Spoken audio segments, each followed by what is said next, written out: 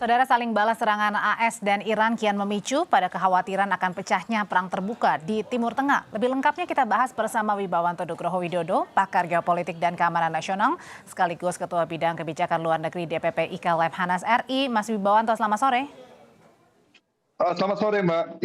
Ya, Mas Wibawanto, Iran ini kan luncurkan fase ke-27 target pangkalan AS di Kuwait. Nah, sementara Amerika sendiri mengerahkan jet tempurnya langsung ke wilayah Iran. Nah, apakah ini mengindikasikan bahwa jangan-jangan kedua negara sudah sangat siap masuk ke fase perang terbuka? Ya, jadi gini, langsung aja ya. Jadi sekarang itu masuk dalam fase kedua dari yang namanya tuh kampanye militer yang mengintegrasikan seluruh instrumen kekuatan nasional Amerika, baik militer, informasi, intelijen, ekonomi, ya, dan juga diplomasi, cyber, ya, dengan yang namanya instrumen kekuatan nasional dari negara koalisi, ya, Gulf Country Council dan juga tentunya Israel di sini.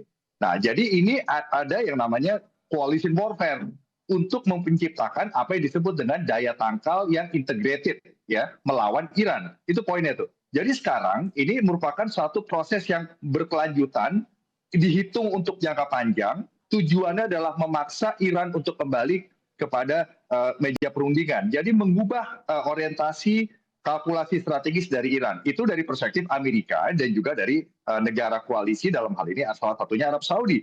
Tetapi dari perspektif Iran, ini juga Iran tidak sedang berusaha memenangkan perang konvensional, Mbak, ya. Jadi Iran itu tetap menekankan apa yang disebut dengan regional strategic endurance dengan melibatkan proksi-proksi juga. Ya, di mana di sini Iran juga memaksa adanya biaya politik, ekonomi, dan militer kepada Amerika dan kepada koalisi, ya, sehingga nanti yang paling kuat untuk bertahan itu yang akan mempengaruhi arsitektur baru di dalam regional security complex Timur Tengah, dan itu juga yang akan menentukan apa hasil dari konflik yang berkepanjangan selama ini.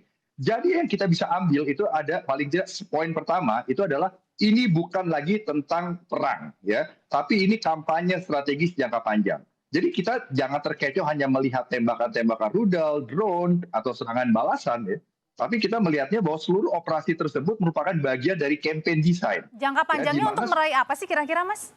Ya, mengubah orientasi geopolitik Iran supaya Iran mau kembali lagi bernegosiasi, ya, dan setiap upaya diplomasi itu akan disertai juga dengan yang namanya tekanan militer yang bukan hanya saja dilakukan oleh Amerika, tetapi sudah dilakukan oleh bersama-sama dengan negara-negara koalisi, dalam hal ini negara Arab Sunni, Gulf Country Council, gitu. Dan bersama Israel tentunya. Oke, tapi Mas Wibawa, ini kan kalau dari Amerika menginginkan untuk balik lagi ke meja perundingan. Satu sisi juga serangan-serangan ini membuat Iran juga nampaknya jauh dari kata mau balik ke meja perundingan. Apakah Iran saat ini memang merasa mungkin saja mereka sedang di atas angin atau justru sedang bersiap-siap menghadapi serangan yang lebih masif lagi bisa jadi? Bukan, jadi kalau dari perspektif Amerika dan perspektif Iran itu kalau digabungkan, ini Iran ini tidak mungkin menyerah karena ongkos dari menyerah ini lebih mahal daripada melawan. Itu prinsipnya, Mbak. Nah, melawannya ini akan melahirkan yang namanya cost politik, cost ekonomi, cost militer, dan juga stabilitas energi, keamanan jalur choke points di Hormuz, Bab el Mandab, dan stabilitas kawasan regional yang sebenarnya ini menjadi concern Amerika dan negara koalisi juga. Sehingga siapa yang paling kuat bertahan itu yang menang gitu. Nah, jadi center of gravity-nya sekarang itu bergeser, Mbak. Bukan hanya siapa yang memenangkan konflik hari ini, besok, atau minggu depan gitu. Tetapi ini siapa yang bertahan secara ekonomi, tahan dalam hal keberlanjutan logistik, tahan untuk jalur energinya, tahan untuk mempertahankan koalisi internasional. Sekuat apa Amerika juga bisa mempertahankan koalisinya itu. Karena nampaknya bukan short term tapi long term ya, Mas, ya? Iya, dan kenapa Amerika terus menekan, Mbak? Karena Amerika terus berusaha mengubah orientasi kalkulasi dari Iran untuk diajak lagi ke meja perundingan. Itu kan Presiden Trump mengatakan begitu kan.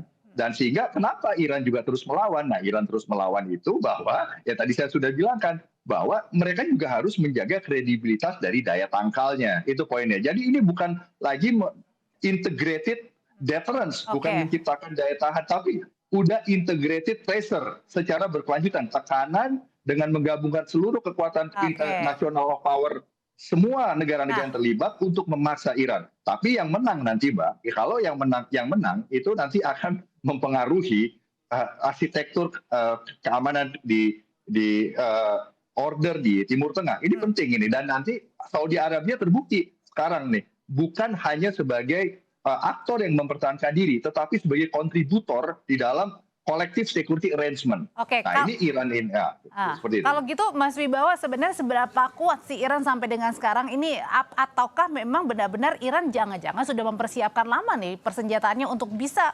menghadapi dalam jangka panjang gempuran Amerika?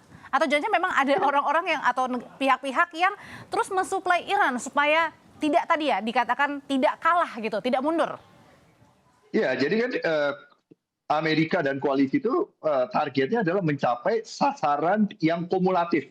Jadi mereka berusaha mendegrade militernya Iran, mendegrade kemampuan non-militernya Iran, termasuk juga daya juang, mental, dan juga kemampuan ekonomi. Sementara Iran juga sudah menyiapkan perang seperti ini.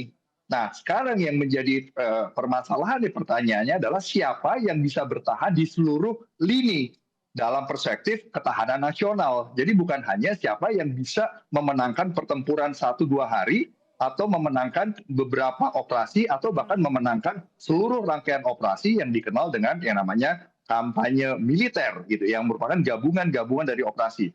Nah, makanya ini di sini siapa yang kuat secara ketahanan nasional secara overall dan yang kuat secara intelligence itu yang nanti akan menang, Mbak.